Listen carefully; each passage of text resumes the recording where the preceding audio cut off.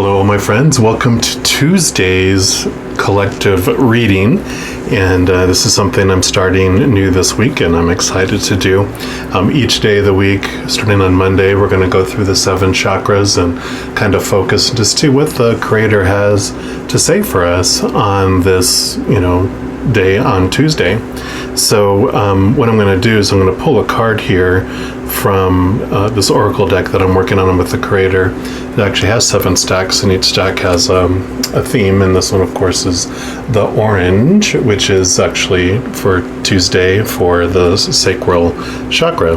So we'll take a look at that, and then we'll kind of just work through each day, and so I'm excited to do that. So I'm doing this in addition to doing weekly element readings for the zodiac signs. So I'm doing 4 separate zodiac signs for each of those 4 elements. I send those and post those on Sunday. I also have those at a playlist link at the end of this video, so if you want to check those out, you can do that. And then also starting in May, I'm going to do actually monthly zodiac sign readings for each of the 12 zodiac signs. So I'm excited for that too. So if you haven't subscribed already, if you subscribe and hit the little bell, you get notified when I send those out there. So we'll go ahead and get started and see what the Creator has for us today for Tuesday.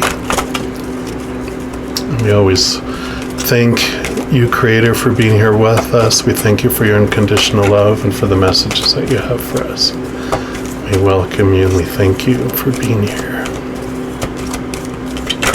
Okay, so this is the one. So I love this one for us. So for Tuesday, you'd think this would be for Monday, but this is Worky Poo. And what I love about this, one of the fears that we have does kind of center around work.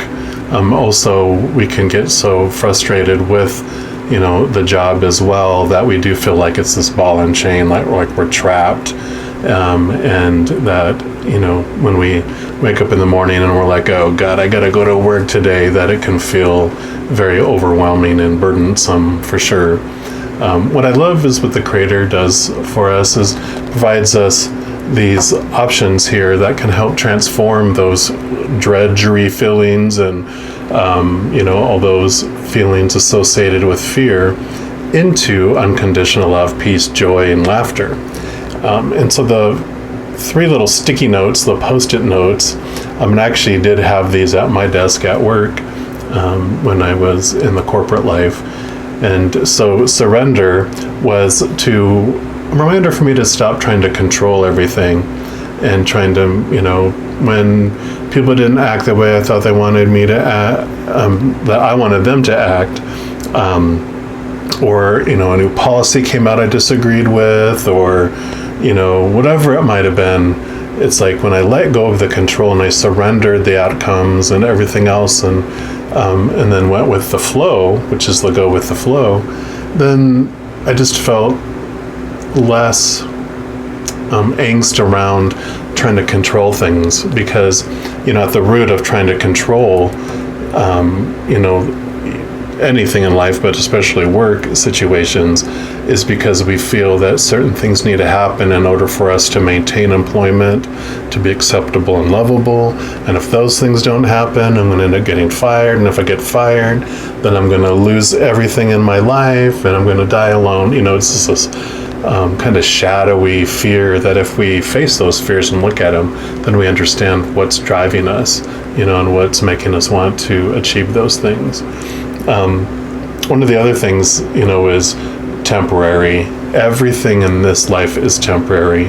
If I don't like this moment, just hold on, it's going to change. Especially in a company that's, very much on the edge of changing things. And the company I was with, it was really awesome because they did have a very open mind, and we changed things quite a bit for the betterment of the customer, the bottom line, and, the employees.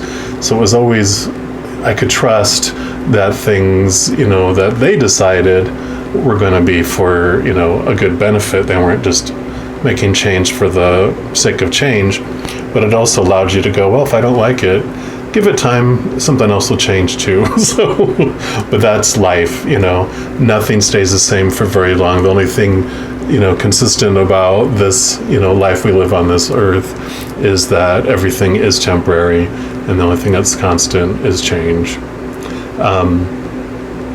And then what else did we have to say about work? I'm just seeing here for the Creator, because there was something that was coming through and I went on a bunny trail. Oh yeah, success.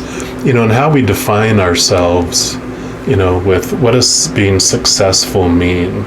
That's where a lot of our burden comes from too, because a lot of that belief comes from outside of us.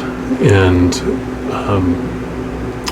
it's almost like when, let's say there's a habit you want to break, like, smoking comes to mind because I'm seeing all the smoke from my incense here, is if I wanted to quit smoking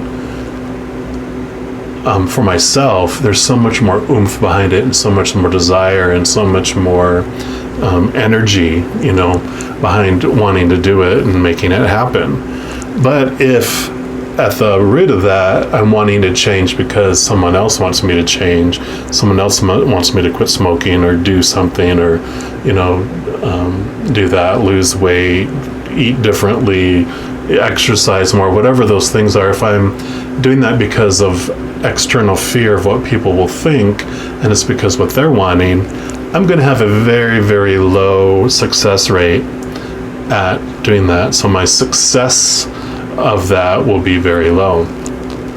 But if I define what success means for me based on what I want in my life, not out of fear of rejection, but out of what I want for me and what I want to enjoy in life, then suddenly I have all this drive and ambition to be able to change those things, right? And at least that's what I've experienced in my life. So I really feel the message for us from the Creator today is, when it comes to feeling like it's work, then maybe it's time to reevaluate what we're determining, what we define success as. And if there's a job that you're in because you feel trapped in it, because you're making a certain amount of money and you need to make that because you enjoy all your other things, you can change that to from I have to go to work to that I could go to work, right? Because you don't have to go to work, but you just wouldn't get the money to buy the things that you want and to maintain the life that you think you want right now.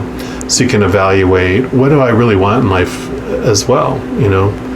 I've changed more to being a minimalist more and more and more and more, clearing out clutter, getting rid of things, just saving the things that bring me joy. And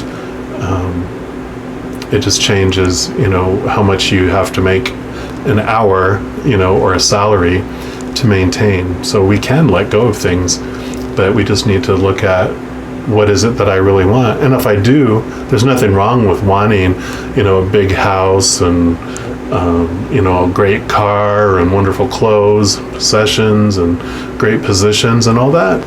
We just, that would be your choice then, right? And since you want those things, you're gonna go like, okay, I could not go to work, but I like those things, so I'm gonna go to work. So it switches that power to where it's not a have to, but I want to because I want these things. And it just kind of balances out and gives us a whole new perspective around work today on this amazing Tuesday. So I leave that with you, and I wish you all the joy and the love and the laughter and the peace that you can handle today. And just know that you are unconditionally loved by the Creator of all things. And I love you too. You take care. Talk to you tomorrow.